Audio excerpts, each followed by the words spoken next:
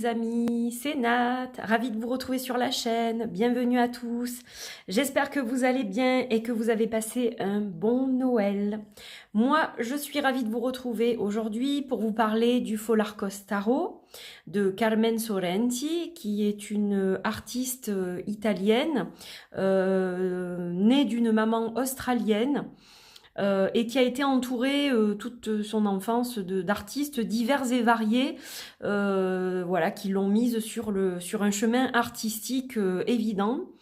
Donc voilà, elle a fait des peintures absolument magnifiques et on peut les retrouver dans ce tarot. Alors ce tarot, quand je l'ai vu la première fois, c'est chez mon amie Cassia de la chaîne Tarot Map. Et j'ai eu un gros coup de cœur pour ce tarot. Inexplicable, c'est-à-dire que c'était vraiment un jeu qui me transportait totalement. Je l'ai compris une fois que j'ai reçu ce tarot. C'est un tarot qui est lié au monde des rêves, qui est très onirique, très poétique. Et je vais vous en parler un petit peu parce que voilà, je pense que ça mérite un peu le détour quand même de vous expliquer certaines choses. Et ensuite, je vous donnerai mon ressenti par rapport à certaines cartes, voilà, par rapport à vraiment comment je perçois ce tarot. Alors, il est arrivé donc avec une petite carte de visite de Wassima, de Wassimagic. Alors, Wassima, elle a un site www.wassimagic.com. Elle fait des consultations, elle a une école en ligne, une boutique en ligne où vous retrouvez plein de jeux auto-publiés. Donc ça vaut vraiment le coup par rapport aux frais de port qui sont beaucoup moins onéreux qu'aux États-Unis. Donc voilà, je vous invite à visiter sa boutique. Et j'ai également reçu une petite guidance à travers cette carte, tirée de son magnifique oracle des arbres, donc l'oracle, un de ses premiers d'ailleurs, son premier oracle je crois, qu'elle a créé, et donc la carte de l'ascension, donc qui m'évoque évidemment une évolution, la progression, le fait de s'élever aussi spirituellement, et c'est pour ça que j'ai mis ma petite pyramide. Voilà, entourée de cristaux de roche pour symboliser cette ascension, ce progrès, cette élévation spirituelle. Voilà. Alors, on va passer au Follarkos Tarot. Donc, le Follarkos Tarot, il arrive dans une boîte super rigide que je vais ouvrir. Je vais vous la montrer en détail. Donc, en fait, vous avez le nom des cartes avec des illustrations. Donc, c'est un jeu de 78 cartes avec un livret explicatif. L'intérieur de la boîte est normal, en fait. C'est du carton, voilà. Et hop, donc pareil pour l'autre côté, évidemment. Et donc là, vous avez un petit poème, on va dire, de Carmen Sorrenti. Voilà, qui vous dit que en fait ce tarot va vous plonger dans quelque chose de très profond. On va parler évidemment d'émotions avec ce tarot, on va parler de rêves, on va parler de psychologie, on va parler d'introspection, de plein de choses. Donc c'est un tarot qui est super intéressant déjà, je trouve. Il est très particulier, il a son propre caractère, il a sa propre énergie, son propre univers. Pour moi, il ne suit aucun système. Voilà, il est très particulier. Et puis, on peut déjà le voir par rapport au livret d'explication. Donc ça, ce sont les cartes. On va les voir après. Donc, par rapport au livret, c'est pas du tout classique comme ce que vous pouvez trouver dans un autre livret de tarot. Alors, Follarkos, pourquoi elle a appelé ce jeu comme ça? Qu'est-ce que c'est que ce mot Follarkos? Donc, en fait, il faut savoir que Carmen Sorrenti, elle vient d'une ville du sud de l'Italie qui s'appelle Positano.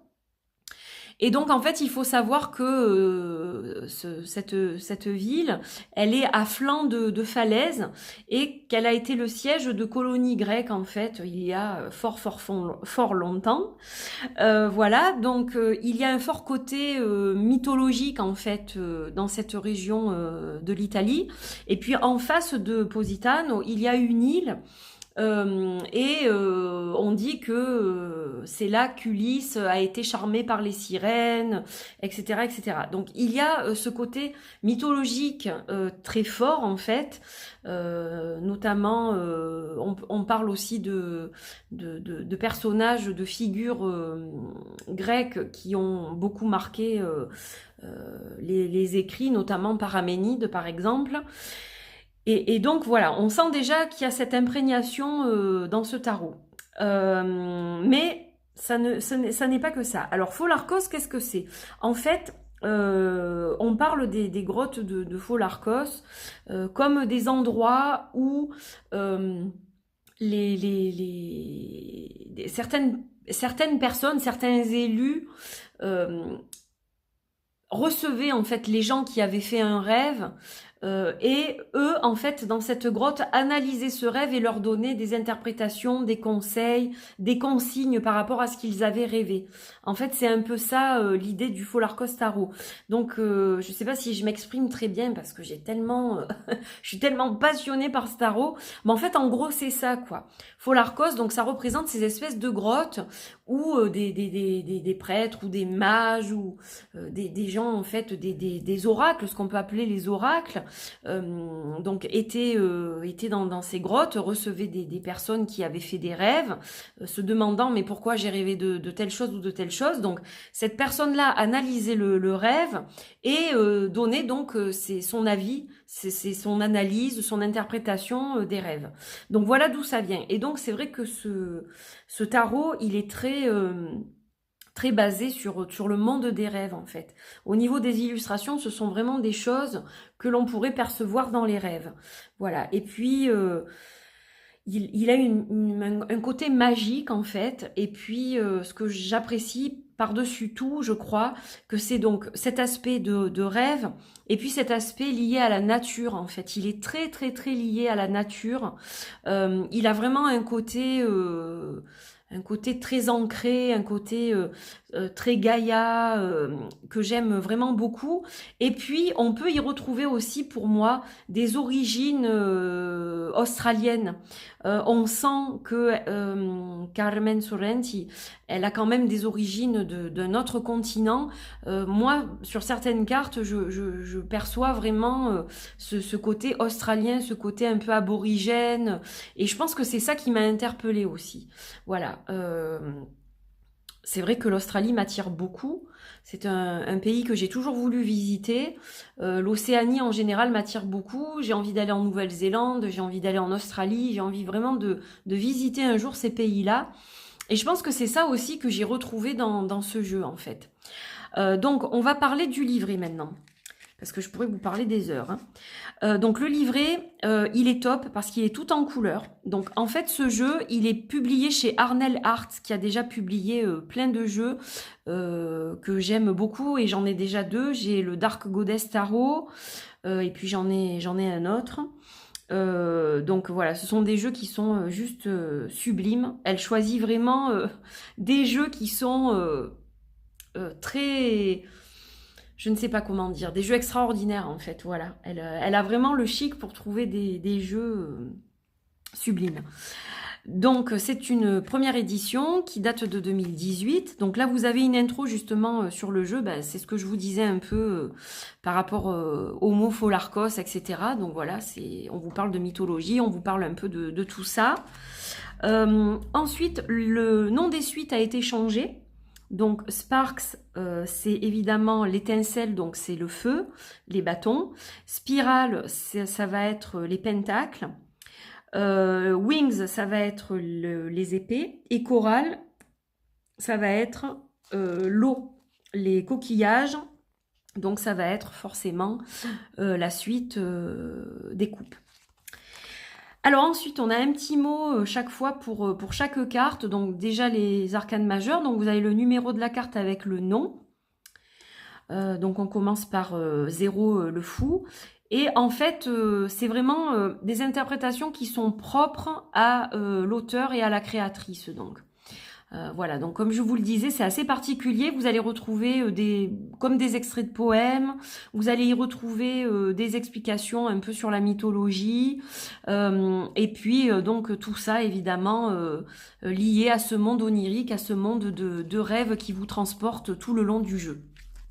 Donc on a des images en couleur qui sont splendides pour illustrer le livret par-ci par-là.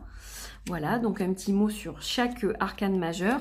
Et on a également un petit mot sur les arcanes mineurs. Voilà.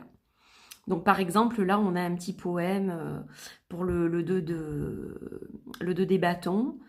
J'adore. C'est vraiment magnifique. Donc évidemment, c'est en anglais, vous l'aurez compris. Voilà, c'est pas un jeu qui est traduit, pour le moment du moins. Et donc voilà, on retrouve les magnifiques images du jeu et donc des explications alors qui varient selon les cartes. Voilà. Et vraiment un jeu très très très très beau. J'ai vraiment craqué. Je pense que c'est le jeu de 2019 qui m'aura le plus touché en fait, celui-ci. Voilà, il a vraiment un côté touchant, il a vraiment un côté à part. Donc ça, c'était pour le livre. Alors maintenant, je vais vous présenter les cartes. Donc je vais y aller dans l'ordre, c'est-à-dire d'abord les majeurs et ensuite les mineurs. Alors déjà, je vais vous parler du dos. Parce que c'est le dos en fait qui m'a fait réagir la toute première fois où j'ai vu ce jeu. Le dos est juste sublime. Vous voyez, les cartes, elles ne veulent pas rester en place. Ça glisse. Alors je ne sais pas pourquoi. Mais bon, allez, je vais le poser ici. Voilà, c'est peut-être plus stable de ce côté-là. Alors, moi, en fait, la première fois que j'ai vu ce dos, j'y ai vu, en fait, une montagne, comme la déesse d'une montagne, en fait. C'est-à-dire que là, je voyais une montagne et j'y voyais le visage d'une déesse. Et comme un chemin, en fait, qui m'emmenait vers cette déesse, vers cette montagne, vers cette grotte un peu quelque part, puisqu'il y a une ouverture. Et donc, j'étais comme hypnotisée par les yeux de cette déesse. Et donc, je retrouve des tas de symboles, en fait, dans cette image. Donc déjà, il y a un côté sombre ici. Et puis, j'avance et donc, je trouve la lumière. C'est un peu ça. Donc, on part du centre de la Terre avec cette spirale. On a vraiment ce côté création, ce côté utérus de la terre-mère aussi, quelque part. Je sais pas, vraiment ce côté création... création du monde. Et donc, c'est un serpent, comme vous le voyez, qui va donc traverser un peu des étapes jusqu'à entrer dans cette fameuse grotte, dans cette chose mystérieuse un peu. Mais on peut y retrouver aussi la symbolique des chakras un peu. C'est-à-dire que on va partir du chakra racine, du centre de la Terre, on va arriver jusqu'au plexus ici par exemple. Moi j'y vois voilà le côté plexus un peu, et puis on arrive au cœur ici, et puis vous voyez que là c'est ouvert, il y a cette espèce de rayonnement au niveau des sourcils entre les deux yeux. Ça peut faire penser au chakra du troisième œil en fait. Voilà, et puis bon ben on suppose que ça va jusque dans les cieux. Donc voilà, ensuite on est dans le monde des rêves. C'est un peu ça que j'ai vu quand j'ai vu ce dos en fait. Voilà, donc je voulais vous donner mon impression par rapport à ça. Et donc tout de suite, j'ai été embarquée dans quelque chose et je me suis dit, je veux découvrir le mystère que renferme ce tarot. Voilà, tout simplement. Alors, donc le Folarcos Tarot de Carmen Sorrenti. Donc là, vous avez son site, www.carmensorrenti.com. Donc les textes et les images sont d'elle, évidemment, voilà, donc publié en 2018. Et donc c'est Arnels Art qui se charge de le distribuer et vous pouvez donc le trouver dans la boutique de Wassima. Alors, on va regarder donc les arcanes majeures d'abord. Donc là, on a la carte du fou. Alors pour moi, elle est énormément liée à l'émotion, cette carte du fou, et à la transformation. J'y vois en fait comme de l'eau avec ce côté vraiment très bleu. Puis il y a une ouverture là encore au niveau de l'intuition. Et puis cette espèce de serpent en fait qui va nous parler de transformation, de changement, de prendre un autre chemin que celui qu'on a pris, etc. Donc voilà, il est super intéressant. Alors, je vais pas vous faire ça pour toutes les cartes, sinon j'en ai pour des heures, mais voilà, je vais vous donner l'impression pour certaines d'entre elles. Donc là, on a la carte du magicien. Donc il y a deux personnages sur cette carte du magicien. Donc moi, j'y vois un homme et une femme. Donc, on a ce côté création aussi, puisque un homme et une femme peuvent créer un enfant. J'ai ce côté créatif, ce côté vraiment du magicien, de création, de faire des choses, de procréer, etc. Et puis, il y a des tas de symboles. Là, vous avez les signes du zodiaque, par exemple. Il y a des tas de choses qui sont vraiment intéressantes. On a un loup qui hurle à la lune ici, donc on a ce côté féminin. Et puis, on a un dragon avec un soleil. Donc on a le côté masculin, vous voyez, on a vraiment ce mélange des deux côtés, du yin, du yang, aussi une espèce d'équilibre. Voilà, il y a énormément de choses à voir dans ce jeu. La grande prêtresse qui est juste sublime. Sublime, alors les visages sont d'une beauté dans ce tarot, mais l'impératrice avec ce côté tellement nature, tellement Gaïa, voilà, c'est juste sublime. L'empereur. Alors là, je retrouve un côté un peu aborigène, justement, un peu, voilà quoi. Hein, je trouve qu'il est quand même marqué par certaines choses qui ne sont pas forcément italiennes, quoi, pour moi. Le hiérophant, juste sublime. Les amoureux. Le chariot,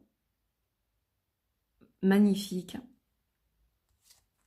La justice, donc qui est en 8. L'ermite, alors là c'est pareil, hein, j'y vois un visage vraiment aborigène. La première fois que j'ai vu cette carte, alors vous voyez que en fait ça reprend le dos des cartes. Donc on a ce côté aller dans une grotte mystérieuse, s'enfermer pour réfléchir, pour analyser, etc. Et on retrouve ça dans la carte de l'ermite en fait. Donc cette espèce de montagne qui renferme une grotte. Et puis on a ce personnage qui fait vraiment très aborigène pour moi. La roue de fortune. Magnifique aussi. La force. Avec un côté très flamboyant. Très solaire. Vraiment sublime. C'est sublime ce qu'elle fait. Sublime. Le pendu. Je vais vous la montrer dans ce sens-là pour que vous voyez bien. Donc ce côté toujours nature, végétal en fait. C'est un jeu qui est très très très végétal et j'adore ça. Végétal et aquatique parce qu'on a énormément de bleu aussi. La mort, avec cette espèce de portail, de frontière en fait. Ça me fait penser à un essaim d'abeilles aussi.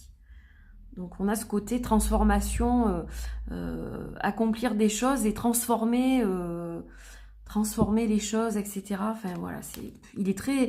Après on l'interprète un peu comme on veut, je pense. C'est-à-dire que vous pouvez vous servir du livret parce qu'il est très inspirant. Voilà, vous avez le côté, comment dire... les écrits de sa créatrice, ce qu'elle a voulu transmettre à travers les images, mais c'est un jeu qu'on peut utiliser complètement en intuitif pour moi. Et d'ailleurs, c'est comme ça que je vais l'utiliser, même si je lis avec plaisir les écrits de Carmen. C'est un jeu que je vais vraiment utiliser en 2020 en intuitif et justement par rapport aux rêves que je peux faire, etc. Voilà, ça va être un jeu qui va m'accompagner toute l'année, ça c'est évident. La tempérance, là on a le diable, alors celle-ci elle est vraiment particulière, hein. On voit ce diable qui va grignoter le cerveau de cette personne-là. Voilà, c'est quand on a ces prises de tête qui nous enferment complètement, qui nous mangent vivants, comme on dit. Les angoisses, les schémas destructeurs qui nous mangent vivants, des eat us alive, on dit ça hein, comme ça. Donc c'est vraiment tout à fait ça. La tour, alors celle-là elle est magique en fait. C'est cet éclair qui frappe ce personnage qui est scindé en deux en fait.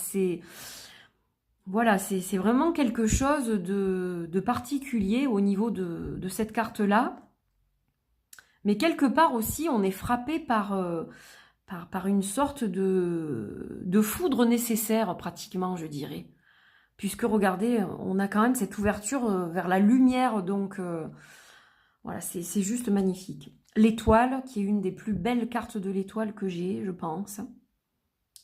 Avec des tas de symboles, on a la triple déesse ici, par exemple.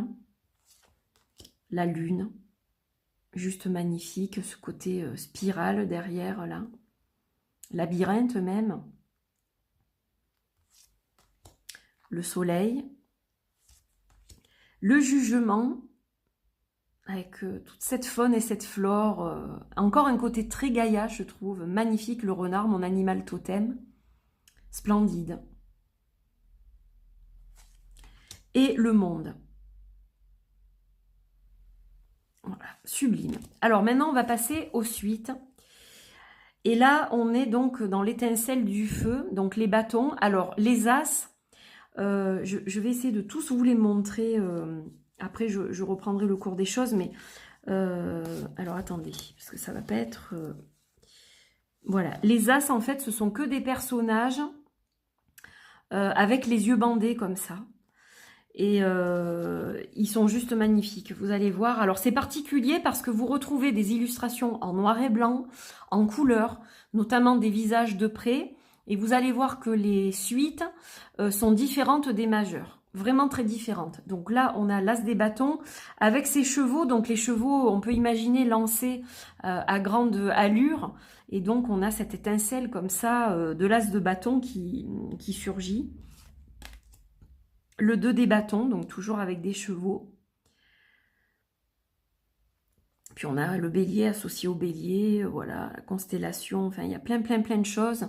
Donc vous voyez que les illustrations changent des unes aux autres et c'est ça que je trouve fabuleux en fait, c'est la variété des illustrations qui sont dans ce jeu, quoi. Et puis vous avez aussi des petits mots de temps en temps, voilà, donc vraiment un jeu à travailler en profondeur, hein, à creuser. Là, on a le 3, donc la passion. Le 4, toujours un côté lunaire, un côté solaire, juste sublime. Le 5, avec ce côté dualité, là, hein, ce côté un peu, voilà, hein, entre guillemets, bagarre. Le 6, le 7,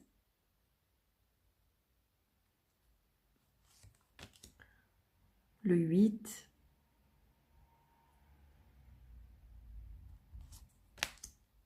le 9, le 10. Alors celle-là aussi, c'est pareil. Là, je vois vraiment un côté très aborigène dans les traits du personnage, quoi. Il est magnifique. Donc, avant que je poursuive, donc ça c'est donc le 10, et on va passer aux cartes de cours. Donc vous allez voir que les noms sont différents aussi. Donc là on a le rêveur qui va représenter le page. Ensuite on va avoir le Trail of Sparks, donc c'est celui qui marche en fait, celui qui avance, hein, voilà, donc on a ce côté de mouvement. La reine et le roi. Ils sont juste magnifiques, les personnages. Ensuite, on a l'as de corail, Ace of Coral, l'as de corail. Donc là, on est évidemment avec les coupes. Donc vous voyez le corail, hein, c'est ça qui va illustrer la suite. Le 3. Il est très poétique, ce jeu. Le 4. Le 5. J'aime beaucoup les couleurs. Le 6. Le 7. Le 8, elle est sublime celle-là. C'est un jeu qui a un côté magique quelque part, je trouve aussi. Il a vraiment une poésie qui lui est propre, pour moi. Et vraiment, c'est vrai, il évoque vraiment ce monde des rêves. Et vous avez même des petites phrases par moment. Enfin, c'est vraiment, il est particulier, quoi. Là, cette carte-là, elle va parler beaucoup d'émotions, en fait. Il est sublime. Sublime. Alors, le 10, regardez comme c'est magnifique. Les 10 sont magnifiques. Là, on a donc le rêveur. Pareil, regardez celle-là comme elle est belle. Elle est splendide. Splendide. La reine, le roi. l'As des spirales, donc qui va être la suite des pentacles. Donc on a ce côté spirale en fait tout le long. Là on retrouve un peu ce côté équilibre, yin-yang. Le 3 de spirale, le 4, le 5. Alors j'aime bien parce qu'il y a des renards aussi. Le 6, et puis les couleurs, je vous dis, elles sont juste sublimes. Alors celle-là, oh, celle-là, elle est juste magnifique en fait. C'est vraiment une des cartes du jeu que je trouve la plus parlante. Il est juste sublime. Le 8, le 9. Celle-là aussi, elle me parle énormément. Elle a un petit côté avatar, cette carte, j'adore. Magique, sublime. Les cartes de cour. Celles en noir et blanc sont très belles aussi. La reine, sublime. Le roi. Et donc, la dernière suite, donc l'as des ailes. Donc, il va représenter la suite des épées, hein, le mental. C'est vraiment un jeu à part. Puis, on sent ce côté analyse aussi. Et c'est ça que je trouve intéressant, en fait. Il est splendide. Splendide, inspirant. Moi, il me transporte complètement. Il m'emporte, ce jeu. Et vraiment, je remercie Wassima de l'avoir stocké dans sa boutique parce que voilà, c'est vraiment un jeu qui mérite d'être vu et d'être soutenu parce que c'est une splendeur. Regardez comme c'est magnifique. Voilà, donc les visages sont particulièrement beaux. Donc un très très très beau jeu vraiment. Donc il y a une taille peu conventionnelle, hein. C'est un jeu qui est grand en fait. Je vais vous remontrer, j'ai toujours le Naked Heart Tarot qui est près de moi. Que j'aime aussi énormément. Donc par rapport au Naked Heart Tarot, donc vous voyez que ça dépasse ici et c'est beaucoup plus large. Il est un peu plus haut, beaucoup plus large. Donc en fait c'est ce qu'on appelle des cartes jumbo size.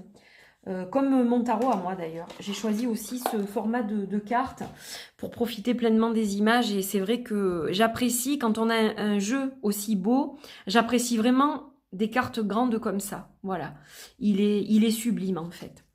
Sublime. Et je voulais donc vous montrer les as, tous en même temps parce que voilà, c'est juste magnifique. Je voulais vous montrer certaines choses donc les majeurs. Je vais passer. Voilà, je vais retirer les as. Il faut que je vous les montre. Et je vais vous montrer en fait les cartes en noir et blanc. Finalement, je crois que c'est ça que je voulais faire. Parce que vous allez voir que c'est quand même sublime. Et on va finir là-dessus. Donc voilà, c'est un jeu qui mérite vraiment le détour pour moi. Et je sais qu'il fait partie des 3 jeux avec lesquels je vais travailler le plus. Donc, les as d'un côté. Voilà. Donc, les as, je vais tous vous les montrer. Regardez juste comme c'est magnifique. Voilà, c'est juste sublime. En fait, moi, ça ne me dérange absolument pas ce mélange d'illustrations. Voilà, je trouve ça juste splendide en fait. Et je vais vous montrer donc les pages qui sont d'une beauté mais hallucinante quoi. Ces visages sont juste splendides. Cette carte-là, elle me transporte en fait. Complètement. Voilà, donc c'est un jeu qui est magnifique. Voilà, le dos des cartes est sublime aussi. Je trouve ça très parlant en fait, hein. Ça me parle, comme je vous ai dit au début de la vidéo. C'est vraiment un jeu qui me parle totalement.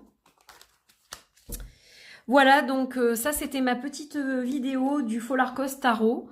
Donc si c'est un jeu qui vous intéresse, bien vous pouvez donc l'acheter dans la boutique de Wassima pour ceux qui habitent en Europe. C'est très avantageux et je sais qu'il y a une formation au mois de janvier sur ce tarot, mais malheureusement, il n'y a plus de place. Voilà. Donc j'ai tardé moi aussi et du coup j'ai vu que c'était indisponible. Donc bon, il y aura certainement d'autres occasions, mais voilà, vous pouvez donc le trouver sur la boutique de Wassima. J'espère que vous avez apprécié cette vidéo. Donc c'était une vidéo un peu longue, mais j'avais des choses à vous dire, des petites choses à vous expliquer, et puis mon ressenti aussi, bien entendu. Voilà, donc j'espère que ça vous a plu. Je vous souhaite une belle fin de journée, de soirée. Je ne sais pas quand cette vidéo sera diffusée. Mais dans tous les cas, je vais la diffuser avant la fin de l'année, ça c'est sûr. Donc je me permets de vous souhaiter une bonne fin d'année et de belles fêtes de la Saint-Sylvestre et du 1er de l'an. Voilà. Profitez bien de vos amis, de votre famille.